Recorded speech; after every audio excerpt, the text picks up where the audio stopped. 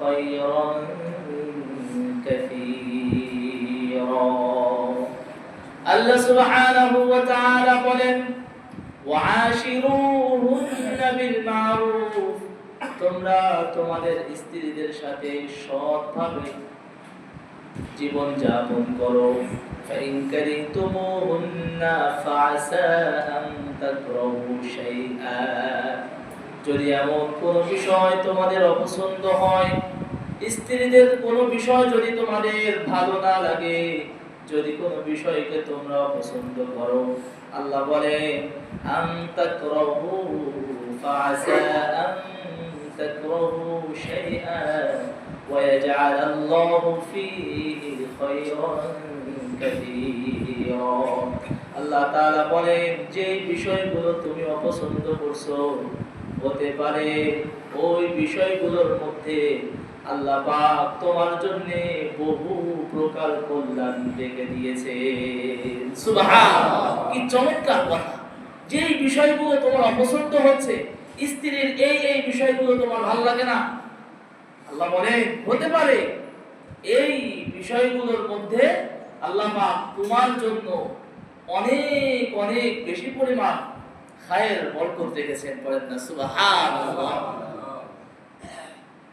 এজন্য স্ত্রীর সাথে ভালো ব্যবহার করা স্ত্রীকে ধমক না দেওয়া গালিগালাজ না করা মারধর না করা কারণ স্ত্রীর সাথে যদি আপনি খারাপ আচরণ করেন খারাপ ভাবে বসবাস করেন এই স্ত্রী কিন্তু আপনি যে স্বামী ভালো কি মন্দ এটার জন্য সার্টিফিকেট আপনার স্ত্রী সুবহানাল্লাহ বলেন আল্লাহর হাবিব মুহাম্মদুর রাসূল সাল্লাল্লাহু আলাইহি ওয়াসাল্লাম বলেন খায়রুকুম লিআহলিহি ওয়া আনা খায়রুকুম লিআহলি তোমাদের মধ্যে সবচেয়ে ভালো স্বামী ওই ব্যক্তি তোমাদের মধ্যে সবচেয়ে ভালো পুরুষ ওই ব্যক্তি যে তার স্বামীর কাছে ভালো যে তার স্ত্রীর কাছে ভালো তাহলে স্বামী ভালো কি মন্দ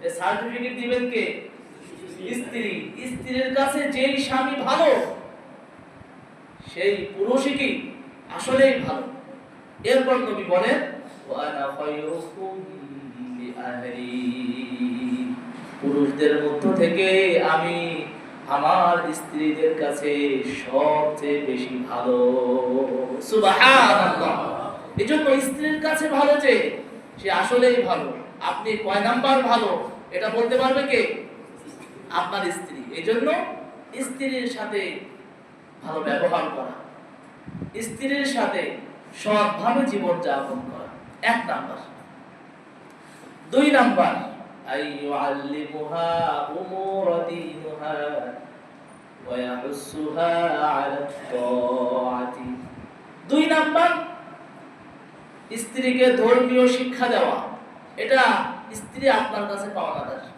এটা স্ত্রী আপনার কাছে প্রাপ্য সে আপনার কাছে এটা পায় এটা স্ত্রীর অধিকার স্ত্রীকে কি দেওয়া ধর্মীয় শিক্ষা দেওয়া স্ত্রী কোরআনুল কারীম পড়তে পারে না আপনি স্ত্রীকে কোরআনুল কারীম শেখানোর ব্যবস্থা করেন স্ত্রী দ্বীন সম্পর্কে জানে না আপনি দ্বীন সম্পর্কে জানার জন্য তাকে জানানোর জন্য চেষ্টা করেন যেভাবে সম্ভব আপনি আপনার স্ত্রীকে ধর্মীয় শিক্ষা দিবেন কারণ কোরআনুল কারীমের মধ্যে আল্লাহ তাআলা স্পষ্ট করে দিয়েছেন আল্লাহ তাআলা বলেন ইয়া আইয়ুহাল্লাযীনা আমানু কু আনফুসাকুম ওয়া আহলিকুম নারা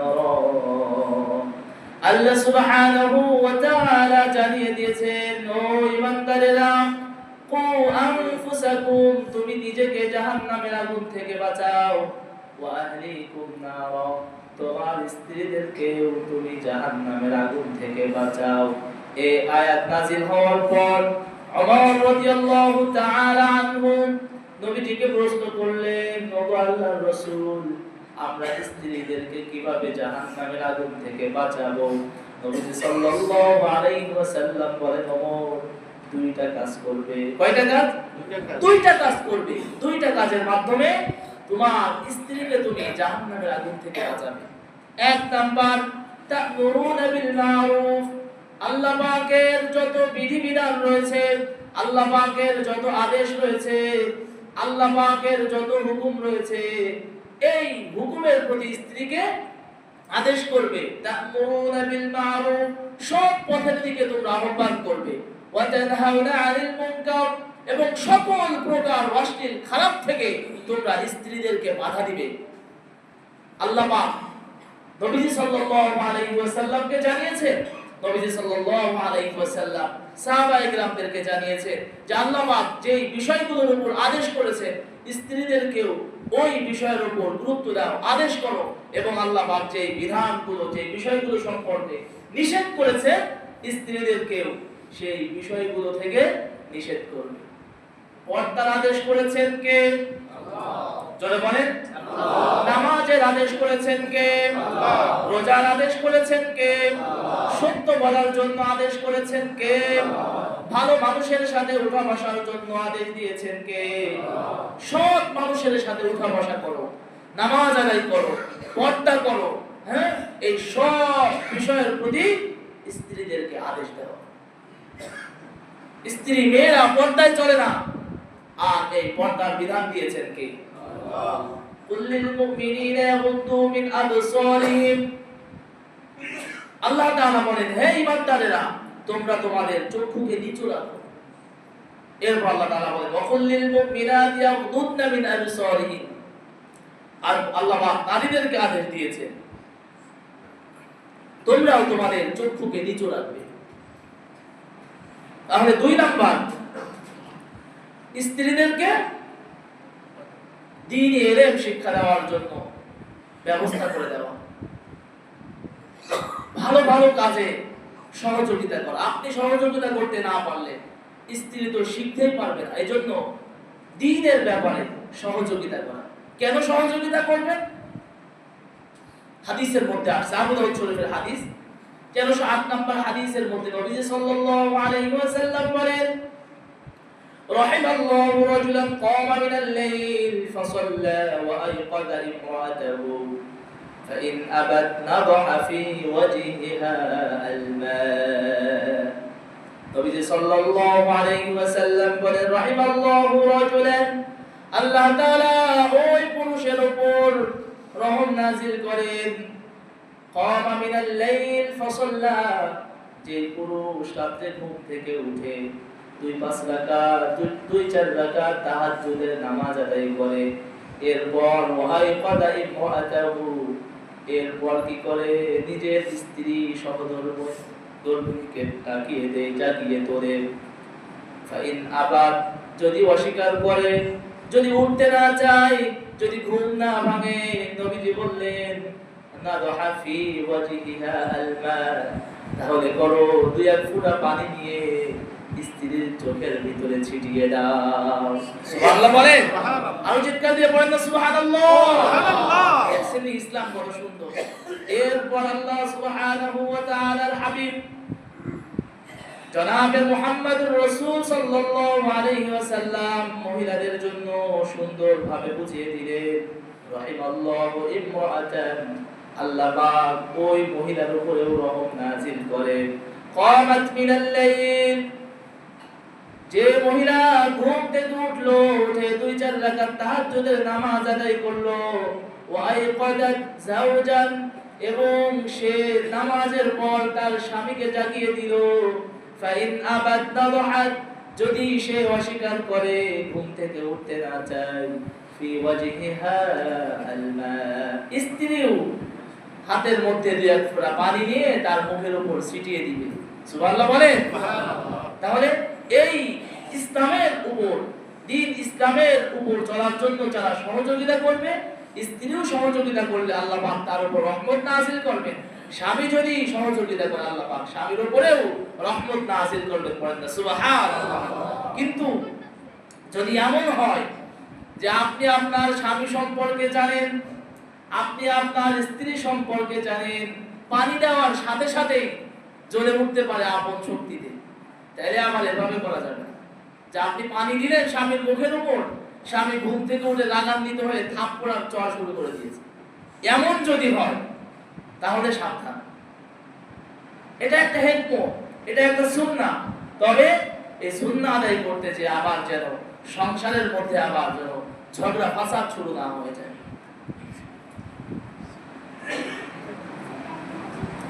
আপনি জানেন আপনার স্বামী সম্পর্কে, আপনি জানেন আপনার স্ত্রী সম্পর্কে, আপনাদের মধ্যে কেমন বোঝাপড়া আছে আপনারাই ভালো বলতে পারেন।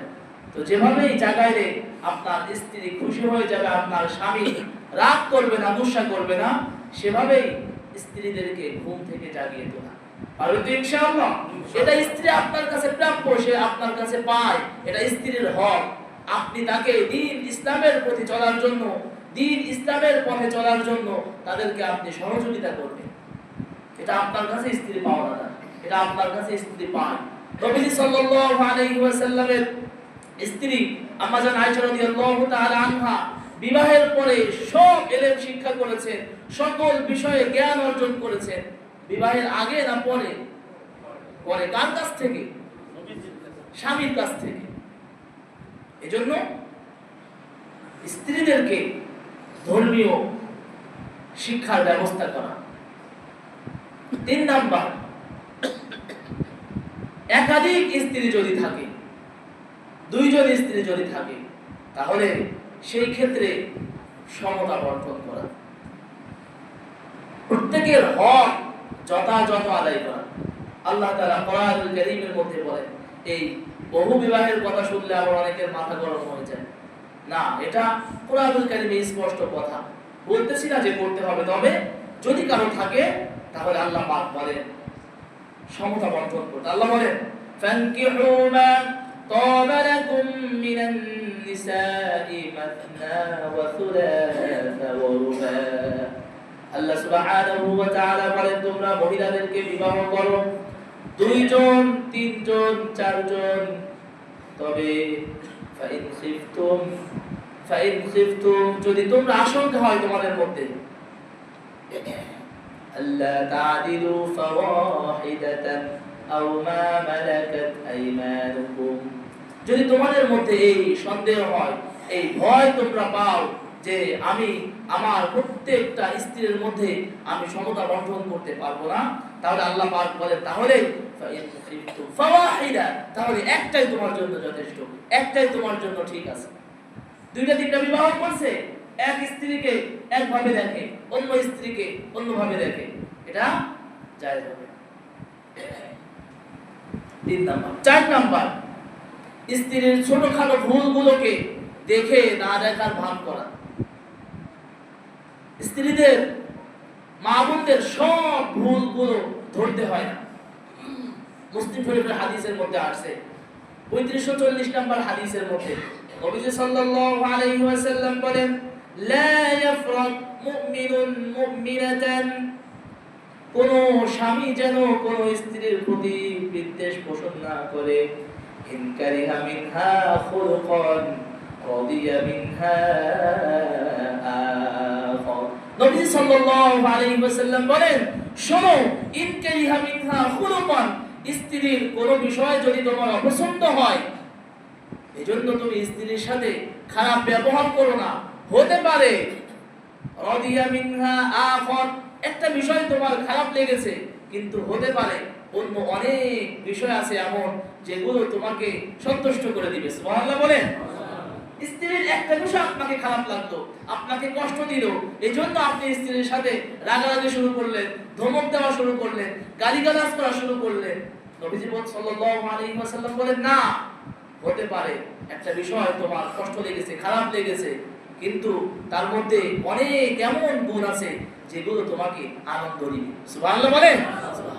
কি চমৎকার কথা নবী সাল্লাল্লাহু আলাইহি ওয়াসাল্লামের যে শিক্ষা, সুবহানাল্লাহ। 3 নাম্বার। 4 নাম্বার, স্ত্রীর চেহারার মধ্যে আঘাত না দেওয়া, স্ত্রীকে গালিগালাজ না করা, স্ত্রীকে ঘর থেকে বের না করে দেওয়া।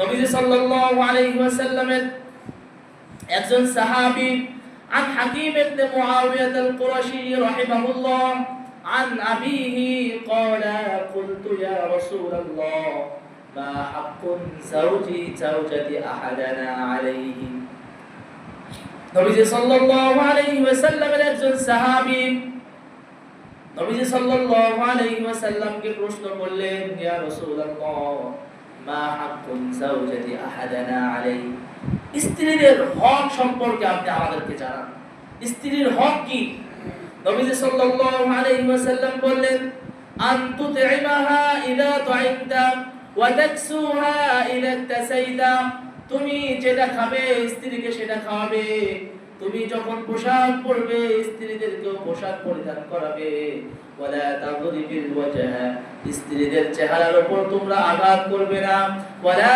তুকাব্বিহ তোমরা স্ত্রীদেরকে গালি দিবে না ওয়ালা তাজহুর ইল্লা ফিল বাইত স্ত্রীদের থেকে যদি তুমি আলাদা থাকতে চাও তাহলে স্ত্রীদেরকে ঘর থেকে তোমরা বের করে দিবে না স্ত্রীদেরকে ঘরের মধ্যেই রাখবে আলাদা থাকতে চাও স্ত্রী থেকে তুমি অন্য বিছানায় ঘুমাতে চাও তবে ঠিক আছে ঘরের মধ্যেই রাখবে ঘাট ধাক্কা দিয়ে আমার ঘর থেকে বের করে দিবে না যে যা ঘর থেকে বের হয়ে যা আমার ঘরের মধ্যে তোর কোনো জায়গা না এভাবে বলা যাবে না স্ত্রীকে মুখের উপর আঘাত করা যাবে না স্ত্রীকে কটু কথা বলে গালি দেওয়া যাবে না এর বাচ্চা ওর বাচ্চা হ্যাঁ বিভিন্ন ভাবে স্ত্রীকে কষ্ট দিয়ে গালিগালাজ করা যাবে না মুখের উপর থাপ্পড় মারতে নিষেধ করেছেন মুহাম্মদ সাল্লাল্লাহু আলাইহি ওয়াসাল্লাম স্ত্রীকে আঘাত করা যাবে না নবীজি সাল্লাল্লাহু আলাইহি ওয়াসাল্লাম বুখারীর আরেকটা বর্ণনার মধ্যে বলেন লা ইয়াজলিদু আহাদুকুম ইমরাআতাহু জালদাল আবদি সুম্মা ইউজামিউহা ফি আখিরিল ইয়াওম নবীজি সাল্লাল্লাহু আলাইহি ওয়াসাল্লাম বলে তোমরা তোমাদের স্ত্রীদেরকে গোলামের মতো প্রহার করো না জালদাল আবদি গোলাম যেভাবে মানুষ পিড়ায় তোমরা গোলামদের মতো স্ত্রীদেরকে তোমরা পিড়াবে না সারাদিন তুমি স্ত্রীর সাথে বকাঝকা করলে গালিগালাজ করলে স্ত্রীকে আঘাত করলে নবীজি বলেন সুম্মা ইউজামিউ ফি আখিরিল ইয়াওম তুমি সারাদিন আঘাত করবা রাত্র বেলায় দিন শেষে আবার স্ত্রীর সাথে মিলিত হবা এটা কিন্তু একটা লজ্জার বিষয় তুমি সারাদিন স্ত্রীর সাথে খারাপ ব্যবহার করছো ওই স্ত্রীর সাথে আবার দিন শেষে তোমাকে এক জায়গায় হওয়া লাগবে এজন্য সাবধান স্ত্রীকে তোমরা গোলামের মতো আঘাত করবে না প্রহার করবে না সুবহানাল্লাহ বলেন কারণ আপনি সারাদিন বকাঝকা করলেন গালিগালাজ করলেন মারধর করলেন রাতে আবার আপনাকে স্ত্রীর সঙ্গে থাকতে হবে তাহলে 5 নাম্বার স্ত্রীর মুখের উপর আঘাত করা যাবে না স্ত্রীকে মারধর করা যাবে না গালিগালাজ করা যাবে না 6 নাম্বার স্ত্রীর সাথে মাঝে মধ্যে গল্প করা হাদিসের মধ্যে আছে বুখারীর মধ্যে নবীজি সাল্লাল্লাহু আলাইহি ওয়াসাল্লাম 5199 নাম্বার হাদিসের মধ্যে নবীজি সাল্লাল্লাহু আলাইহি ওয়াসাল্লাম একটা লম্বা হাদিস বয়ান করেছেন আম্মা জান আয়েশা রাদিয়াল্লাহু তাআলা আনহাকে একটা হাদিস শুনিয়েছেন যে 11 স্ত্রী সম্পর্কে পূর্বে বহু আগে 11 জন স্ত্রী সম্পর্কে গল্প শুনিয়েছেন লম্বা হাদিস এক একজন স্ত্রী তার স্বামী সম্পর্কে একত্রিত হয়ে পরামর্শ করলো তারা এভাবে বলল যে আমরা আজ আমাদের স্বামী সম্পর্কে যত বিষয় আছে আমরা এগুলো আজ গল্প করব তো সর্বশেষ যেই স্ত্রী তিনার সম্পর্কে রাসূল সাল্লাল্লাহু আলাইহি ওয়াসাল্লাম এভাবেই শুনিয়েছেন যে একজন স্ত্রী ছিল সে বলল যে আমি অনেক গরিব ফ্যামিলির একজন মেয়ে ছিলাম কিন্তু আমার স্বামী ছিল অনেক ধনী বংশের একজন পুরুষ তার সাথে আমার যখন বিবাহ বন্ধনে আবদ্ধ হয় আমি তার সম্পদ সম্পর্কে দেখেছি তার ঘরের তার বাসায় সব সময় ঘোড়ার আওয়াজ থাকতো শস্য ফসলের ক্ষেত এভাবে মায়ের শব্দ হতো আমার স্বামী আমাকে অনেক বেশি পরিমাণে আদর সোহাগ করেছে আমাকে অনেক স্বর্ণ গহনা দিয়েছেন এমনকি আমার কানের মধ্যে আমি যখন দুল পড়তাম এত মোটা স্বর্ণ আমার কান এই স্বর্ণের ভারে ব্যথিত হয়ে যেত তো এভাবেই তিনি তার স্বামী সম্পর্কে শোনানোর পর সে বলে যে একদিন আমার স্বামী কোনো এক কাজে বাইরে গিয়েছেন বাইরে যাওয়ার পর অন্য একজন মহিলাকে দেখে সে তার সাথে বিবাহ বন্ধনে আবদ্ধ হয়েছে এবং আমাকে তালাক দিয়েছে, তবুও আমি ওই স্বামীর কথা বলতে পারি না। সে আমাকে এত বেশি ভালোবেসেছে, আমাকে এত বেশি নিয়ামত দিয়েছেন, এটা আসলে বলার বাহিরে। এভাবে সে গল্প শোনায়। নবী সাল্লাল্লাহু আলাইহি ওয়াসাল্লাম এই গল্প শোনানোর পর আম্মা জান আয়েশা রাদিয়াল্লাহু তাআলা আমাকে বলেন, আয়েশা শোনো, আমিও ওই পুরুষের মতো তোমাকে এত বেশি আমি ভালোবাসি, তবে তার সাথে আমার সাথে একটা বিষয় এক হবে না। তিনি যেমন তার স্ত্রীকে তালাক দিয়েছে, আমি কোনোদিন তোমাকে তালাক দিয়ে দিব না। পড়েন না সুবহানাল্লাহ। এত বেশি ভালোবেসে কি হবে? যদি আপনি দিন শেষে, সময় শেষে আপনি ডিভোর্স দিয়ে দেন, তালাক দিয়ে দেন, তাহলে এই ভালোবাসার কোনো মূল্য আছে বলেন? এই জন্য কাবিন নামায় দেখবেন 18 নম্বরে লেখা আছে স্ত্রী কর্তৃক তালাক প্রাপ্ত, তালাক দেওয়ার কি অনুমতি। একটা বিয়েতে গেলাম, সেখানে কত ধরনের লোক থাকে। একজন বলতেছে যে 18 নাম্বার যে জায়গাটা আছে, যে বিষয়টা আছে, একে অপরকে যে তালাক দেওয়ার যে একটা অনুমতি আছে, এটা যেন বহাল থাকে। আমি বললাম, আপনি কি কইলেন? কই না, দুইজন তো শিক্ষিত মানুষ, দুইজন তো প্রাপ্তবয়স্ক, এখানে একজন আরেকজনকে স্বাধীনতা দিয়ে দেওয়া। আরে ভাই, আপনি তো আপনার স্ত্রীকে স্বাধীনতা দিয়ে দিলেন, তাদের ধৈর্য কম, তাদের সবর কম, আপনার দুইটা সন্তান হয়েছে, কোন প্রকার গ্যাঞ্জাম লাগলো, আপনাকে তালাক দিয়ে দিল, বলার সাথে সাথে কি হয়ে যাবে? তালাক হয়ে যাবে। এবার আপনি দুই সন্তান কি করবেন? দুই সন্তান তার মাকে হারাইল। এই সন্তানদের দেখভাল করার মতো মায়ের চেয়ে আর কোন দরদি আছে পৃথিবীর জমিনে? কথা বলে। সন্তানের জন্য মা দুনিয়ার জমিনে যেই প্রকার যেই নিয়ামত, মায়ের চেয়ে এত বেশি নিয়ামত আর কেউ আছে দুনিয়ার মধ্যে? দাদা বলেন, দাদি বলেন, নানা বলেন, নানি বলেন, মায়ের মতো এত আদর সন্তান থেকে করতে পারবে? তো সেখানে বহন রাখছে যে দুইজন একে অপরকে যে তালাক দেওয়ার যে একটা স্বাধীনতা তারা যেন পায়। প্রিয় বন্ধুরা, মনে রাখতে হবে এই বিষয়গুলো। 18 নাম্বার বিষয়গুলো বিবাহের সময়, ছেলে মেয়ে বিবাহের সময় অবশ্যই ওই বিষয়টা যেন কোনো প্রকার তাদের ক্ষমতা না দেওয়া হয়। এই জন্য বলতেছিলাম যে মাঝে মধ্যে স্ত্রীদেরকে গল্প শোনানো, হাদিসের কিছু কিচ্ছা কাহিনী শোনানো, ইতিহাস থেকে শোনানো, কোরআনুল কারীম থেকে কিছু গল্প শোনানো, এভাবে বারবার এভাবে নসিহত করলে, এভাবে তাদেরকে সহযোগিতা করলে ইনশাআল্লাহ স্ত্রী অনেক অনেক বেশি পরিমাণে আপনার সাথে ভালো ব্যবহার করবে ইনশাআল্লাহ। তাই হাদিসের মধ্যে আসছে, আম্মা জান আয়েশা রাদিয়াল্লাহু তাআলা আনহা বলেন, একদিন দেখে রাসূল সাল্লাল্লাহু আলাইহি ওয়াসাল্লামের মন মানসিকতা অনেক ভালো, মুড অনেক ভালো আছে। তো আমরা আমাদের স্ত্রীদেরকে অনেক সময় দেখি যে স্বামীর মন মানসিকতা যখন ভালো থাকে, স্ত্রী দাবি করে বসে, আমার এটা দরকার, সেটা দরকার, এটা কিনে দিয়ে, ওইটা কিনে দিয়ে, বলে কি বলে না? কিন্তু সুবহানাল্লাহ, দেখেন আম্মা জান আয়েশা রাদিয়াল্লাহু তাআলা আনহা একদিন দেখে নবী সাল্লাল্লাহু আলাইহি ওয়াসাল্লামের মনটা অনেক ভালো, মন মানসিকতা অনেক ভালো আছে, মনটা ফ্রেশ লাগতেছে। এই সময় আম্মা জান আয়েশা রাদিয়াল্লাহু তাআলা আনহাকে বললেন, ইয়া রাসূলুল্লাহ, আপনি আমার জন্য একটু আল্লাহর কাছে দোয়া করেন। সুবহানাল্লাহ বলেন। সুবহানাল্লাহ। এই বলার সাথে সাথে নবী সাল্লাল্লাহু আলাইহি ওয়াসাল্লাম খুশি হয়ে দোয়া করলেন, আল্লাহুম্মা ইগফির লি আয়েশা মা তাকদ্দামা মিন যামবিকা ওয়া মা তাআখার ওয়া মা আসররাত ওয়া মা আ'লানাত ইন্নাহা লাদুআই ফি কুল্লি সালাত।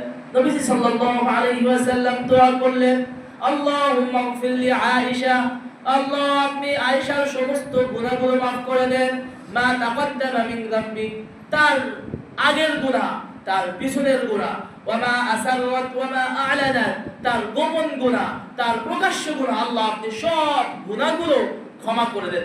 সুবহানাল্লাহ।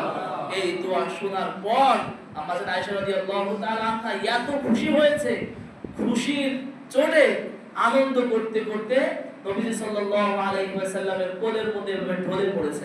সুবহানাল্লাহ বলেন। তখন রাসূল সাল্লাল্লাহু আলাইহি ওয়াসাল্লাম বলে, আয়েশা, তোমার জন্য আমি একবার গুনাহ মাফের জন্য দোয়া করেছি, এজন্য তুমি এত খুশি হয়ে গেলে, এত খুশি হয়ে গেলে, অথচ আমি প্রতিদিন নামাজের পর 5 ওয়াক্ত নামাজের পর আন্নাহা লাদুআই ফি কুল্লি সালাহ, আমি প্রত্যেক নামাজের পর আমি আমার উম্মতদের জন্য এই দোয়া করে থাকি। পড়েন না সুবহানাল্লাহ সুবহান। এমন এক দয়াল নবী আমাদের ছিল, এমন এক দয়াল নবী আমরা পেয়েছি, অথচ আর নবীর আদর্শের দাড়িও আমাদের মুখে থাকে না। নবীর আদর্শের শিক্ষা আমাদের সন্তানদেরকে আমরা দিতে পারি না। আমাদের বাংলাদেশের বর্তমান সরকার জনাব তারেক রহমান সাহেবকে ধন্যবাদ জানাতে হয়। তিনি ক্ষমতায় আসার পরেই সংসদের মধ্যে মাননীয় স্পিকারের মাথার উপরে লা ইলাহা ইল্লাল্লাহ মুহাম্মাদুর রাসূল সাল্লাল্লাহু আলাইহি ওয়াসাল্লাম লিখে দিয়েছে। সুবহানাল্লাহ পড়ে। তার পিতা শহীদ প্রেসিডেন্ট জিয়াউর রহমান আপনার সংবিধানের শুরুতে বিসমিল্লাহির রহমানির রহিম লিখেছিল।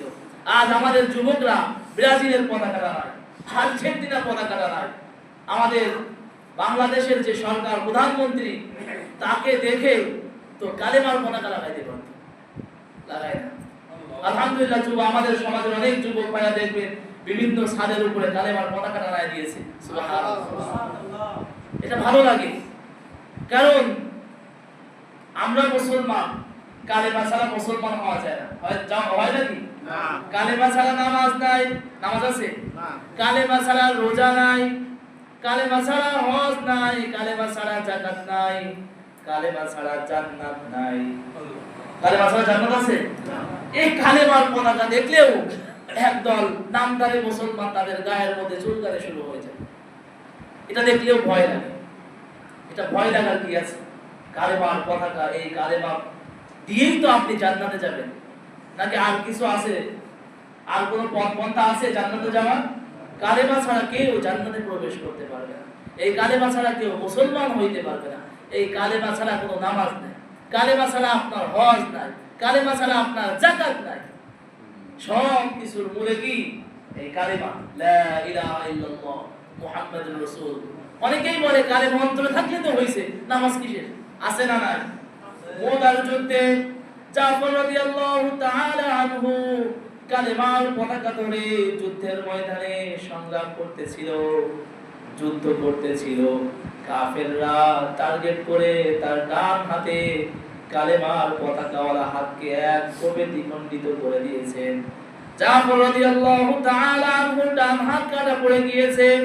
কালেমার পতাকা উঁচু করার জন্য, কালেমার পতাকাকে উত্তীর্ণ করার জন্য বাম হাতে কালেমার পতাকা ধরে উঁচু করে ধরেছে। সুবহানাল্লাহ বলেন। সুবহানাল্লাহ। বাম হাত কাফেররা কেটে দিয়েছে কালেমার পতাকাকে নামানোর জন্য। জাফর রাদিয়াল্লাহু তাআলা আনহু মৃত্যুর আগ পর্যন্ত জবান দিয়ে মুখ দ্বারা কালেমার পতাকাকে উঁচু করে ধরেছিল। সুবহানাল্লাহ। আজ এই কালেমার পতাকা আমাদের সমাজের যুবকরা লাগায় না। এই জন্য প্রিয় বন্ধুরা আমার, সন্তানদেরকে, স্ত্রীদেরকে এই ইসলামী শিক্ষার উপর তাদেরকে গুরুত্ব দেওয়া, ইসলামের শিক্ষা তাদেরকে দেওয়া। তাহলে ইনশাআল্লাহ ওই স্ত্রী থেকে যে সন্তানগুলো দুনিয়ার জমিনে আসবে তারাও ইনশাআল্লাহ নামাজি হবে, কালেমাওয়ালা হবে, জান্নাতি হবে, ঈমানের উপর মজবুতি ভাবে তারা লেগে থাকবে ইনশাআল্লাহ। তাহলে বলতেছিলাম 6 নাম্বার, স্ত্রীদেরকে মাঝে মাঝে গল্প শোনানো। 7 নাম্বার বলে আমরা ইনশাআল্লাহ শেষ করছি। 7 নাম্বার, আইয়াযানা লাহা ইযা ইসতা'যানাতুহু ফিল খুরুজ। ভালো কোনো বিষয়ে যদি স্ত্রী বের হতে চায়, ইসলাম শেখার জন্য যদি বের হতে চায়, তাহলে ঘর থেকে বের হওয়ার অনুমতি প্রদান করা। যদি আপনি দেখেন না সমাজের মধ্যে এমন জায়গায় আমার স্ত্রী তালিমের জন্য, আর শুক্রবার জুমার দিন আমাদের এই যে ডিএস টাওয়ারের 11 তলায় আয়াতে থেকে শুরু হয়, আসর পর্যন্ত মাহবুবদের তালিম হয়। সেখানে সাহাবায়ে কেরামদের আদর্শ নিয়ে সেখানে তালিম হয়, মাহবুবদেরকে নিয়ে, মহিলা সাহাবীদেরকে নিয়ে সেখানে আলোচনা হয়, স্বামীর খেদমতের ব্যাপারে সেখানে আলোচনা হয়, এই কালেমা কি, ঈমান কি, এই ঈমানের উপর সেখানে আলোচনা হয়, নামাজ কি, এই নামাজের উপর সেখানে তালিম দেওয়া হয়, পর্দা পুশিদায় চলার ব্যাপারে সেখানে তালিম দেওয়া হয়। এই জায়গাগুলোতে যদি স্ত্রী যাওয়ার জন্য স্বামীর কাছে অনুমতি চায়, তাহলে অবশ্যই অনুমতি দিয়ে দাও। মনে থাকবে ইনশাআল্লাহ। তাহলে আমরা 7 নাম্বার শুনলাম, আল্লাহ পাক আমাদের সকলকে যতটুকু শুনলাম প্রত্যেকটা সহিহ কথাগুলোর উপর আমাদেরকে আমলের তৌফিক দান করেন। স্ত্রীদের যে হক রয়েছে আমরা প্রত্যেক স্বামীদেরকে স্ত্রীর যথাযথ হক আদায়ের তৌফিক দান করেন, আমিন। ওয়া আখিরু দাওয়ানা আলহামদুলিল্লাহি রাব্বিল আলামিন। আসসালামু আলাইকুম ওয়া রাহমাতুল্লাহি ওয়া বারাকাতুহু।